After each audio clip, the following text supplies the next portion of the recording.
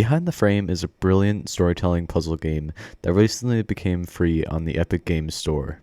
In the making of this video, it is no longer free, but I recommend playing it regardless before watching this video, as this is not spoiler free. I think this story fills so many themes that I will go over in this video, like the want to stay in one moment forever. Enjoy the rest of the video.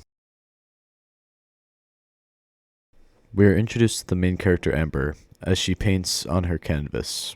She's a simple girl who follows a strict morning routine. Music, breakfast, resume, coffee, paint. We're then introduced to the old man across the alleyway.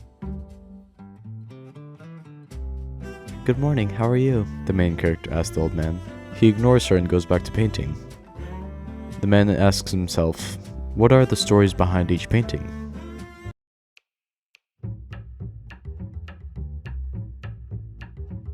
The old man across the way grows sick. Meanwhile, we learn about a young pair who meet in the rain. They meet by mere fate. They talk for hours, even until the sun comes out of the rainy clouds. It feels like this moment could have lasted for a lifetime. Amber begs the question, what will happen next?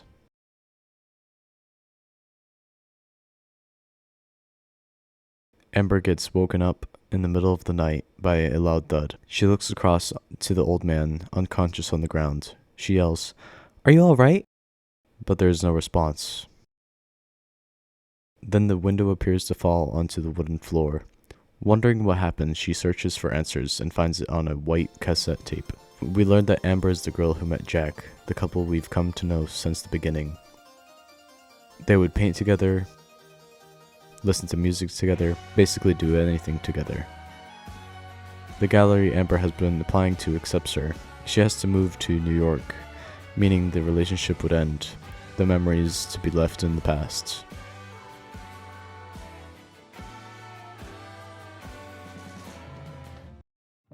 An older woman explores an art exhibit. We learn that she is the real Amber, and the Amber we've been playing as is the painting living in the moments real Amber had with Jack. The Amber we've come to know simply says, "It's time to focus on my art. I will paint the most beautiful sceneries. What do you say, Jack?"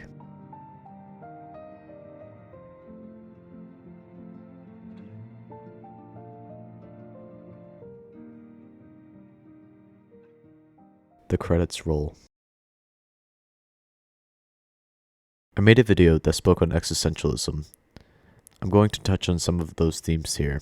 Nietzsche had this idea that if you lived this life over and over again, and it didn't fill you with a sense of dread, then you have passed into some sort of nirvana or state of peace. I believe that is what is captured in the painting, a moment in time that is sublime. A platonic relationship that could have turned into a young love comes together at the wrong time, yet makes do with the time they have left. Jack knew his time was short, so he chooses to make the most of it. I find it interesting that Jack seems to have remembered all the bits and pieces, while we learn with Amber as she explores their exhibit. Amber seems to have forgotten about their time together. Such is young love. I find there is something deeper. I fear Painted Amber has dementia.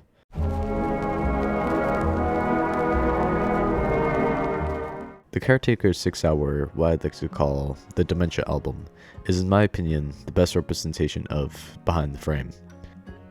The Caretaker did tons of research into the making of this album, and I couldn't praise him enough for putting in the amount of effort into this project that he did. If you haven't listened to it, I highly recommend it. I was able to listen to it in 2 sittings, and it was worth the experience. Basically, the album sonically depicts what it's like for your memory to slowly fade away, and even depicts the resurgence of memory that dementia patients experience close to the time of death. You might be wondering what this has to do with the Painted Ember and the possible connection between the Painted Ember and the real Ember. Painted Ember goes through the same strict routine every morning, following it to the T. She even has visual reminders of what to do. This is very similar to dementia patients. As we go through the story, we don't really learn much at all in the first few chapters, and there's always this disconnect of recognition between the Painted Ember and the real Ember. It's not until about chapter 4 or 5 until the story really picks up and Ember starts to remember everything, but she still fails to make certain connections.